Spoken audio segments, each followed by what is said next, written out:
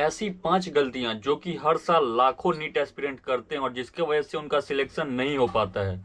तो आज की वीडियो में हम इसी 5 गलती के ऊपर बात करने वाले हैं जो कि आपको नहीं करना है, ठीक है। क्योंकि हर साल लाखों बच्चे इसको करते हैं और बार बार पूरे साल करते रहते हैं, ठीक है, और लास्ट में उनका सिलेक्शन नहीं हो पाता है। तो चलिए एक एक करके बात करते हैं इन गलतियों के बारे में। तो सबसे पहली गलती जो कि बहुत सारे बच्चे करते हैं वो क्या है कि बहुत सारे रिसोर्सेज के पीछे भागना। पूरे साल भर बस एक ही क्वेश्चन करते रहते कि सर फिजिक्स में कौन सा बुक करूं, डीसी पांडे करूं, एच सी वर्मा करूं, एररलेस करूं, फलाना करूं, ढिमकाना करूं, बायोलॉजी में ये करने से हो जाएगा कि वो भी कर लूं, सर केमिस्ट्री में वो कर लूं या फिर वो करूं या फिर ये भी करूं। तो भाई इतना सारा बुक के पीछे नहीं भागना है, इतना सारा रिसोर्सेज के पीछे नहीं भागना है, ठीक है। आराम से कोई एक रिसोर्स को पकड़ो और उसको 10 बार करो, ठीक है। क्योंकि बार बार ये करूं वो करूं वो करूं, इसके चक्कर में क्या होगा कि भाई तुम कुछ भी नहीं कर पाओगे, ठीक है। ये सबसे पहली गलती हो गई। बहुत सारे रिसोर्सेस के पीछे में नहीं भागना है, एक रिसोर्स को पकड़ो और उसको बार बार लगाओ, ठीक है। पहली गलती।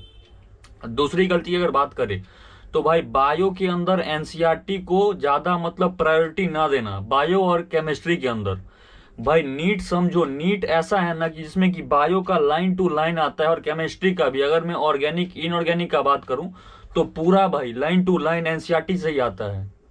बायो में तो पता ही है 90 के 90 क्वेश्चन, और केमिस्ट्री में भी 2025 का पेपर बहुत टफ था सबके हिसाब से, ठीक है।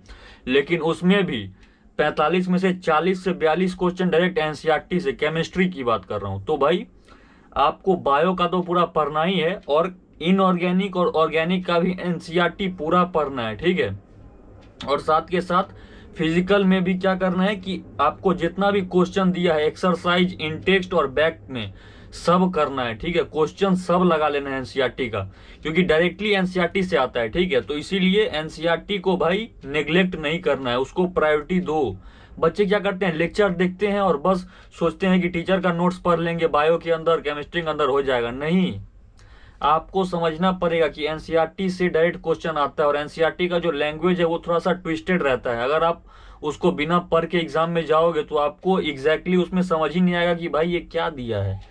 आपको समझने में ही 2 मिनट लग जाएगा और उतना टाइम आपके पास है नहीं। 180 मिनट में 180 सवाल करना है आपको, ठीक है।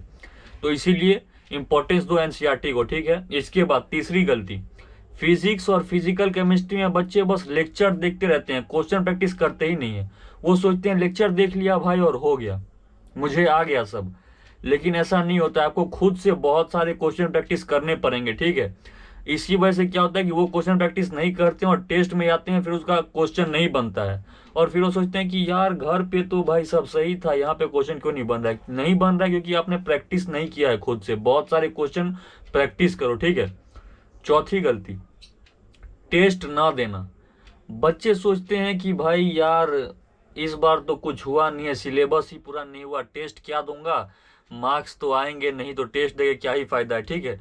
लेकिन आपने जितना ही पढ़ा है भाई उतना का ही टेस्ट आपको लिखना है, ठीक है भाई। मतलब टेस्ट अटेम्प्ट करना ही है।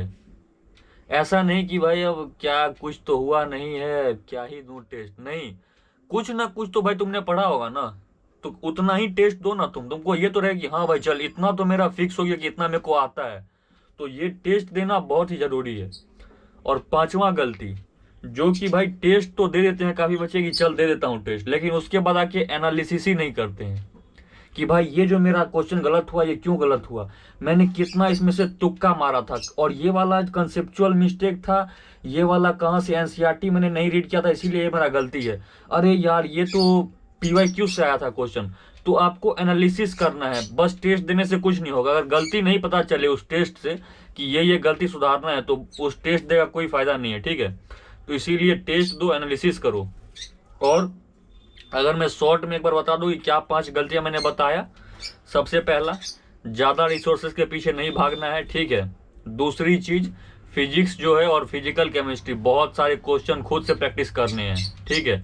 उसके बाद बायो में तुम जो है बायो और ऑर्गेनिक इनऑर्गेनिक में एनसीईआरटी को एकदम बहुत ही तवज्जो दो, पूरा लाइन टू लाइन एकदम टिप्स पे होना चाहिए।